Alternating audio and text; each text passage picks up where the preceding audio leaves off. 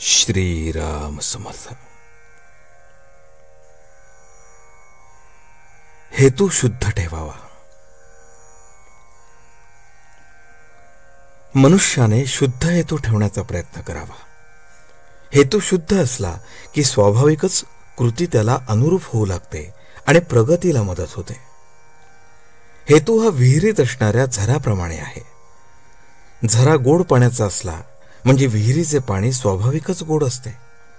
म्हणून हेतू शुद्ध ठेवण्याची दक्षता घ्यावी आणि त्याकरता रामाची प्रार्थना करावी. माणसाला देहरक्षणापुरते अन्न, वस्त्र आणि नाम घेण्याची बुद्धी असली की असमाधानाला जागा नाही. नको दैन्य वाणे, जिणे भक्ती उणे, हेच रामरायाजवळ मागावे. पर्वकाळात भगवंत कामधेनूचा अवतार घेऊन येतो. जे ज्याला पाहिजे ते तो देतो. पर्वकाळात सज्जन तसेच दुर्जनही आपले कामे करून घेतात. जारण मारण ही देखील पर्वकाळात शीघ्र साध्य होतात. आपण मात्र भगवंताचे कसे व्हावे हे पहावे. शुभेच्छा धरावी, भावना जागृत करावी.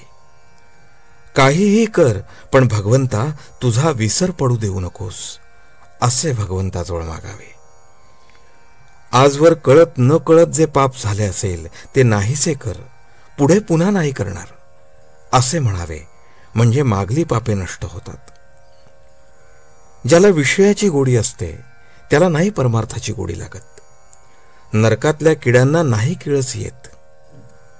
विषयी लोक प्रपंचात रंगून जाऊन साधू संतांची निंदा करतात. त्यांना मीच काय तो एक शहाणा मोठा असा अभिमान असतो. पण त्यांच्यापेक्षा लक्षावधी शहाणे आणि श्रीमंत जगात आहेत हे ते जाणत नाहीत.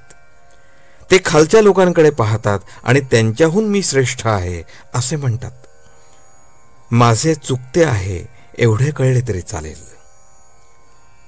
विषयी लोकांना मला कुठे दुःख आहे असे वाटते.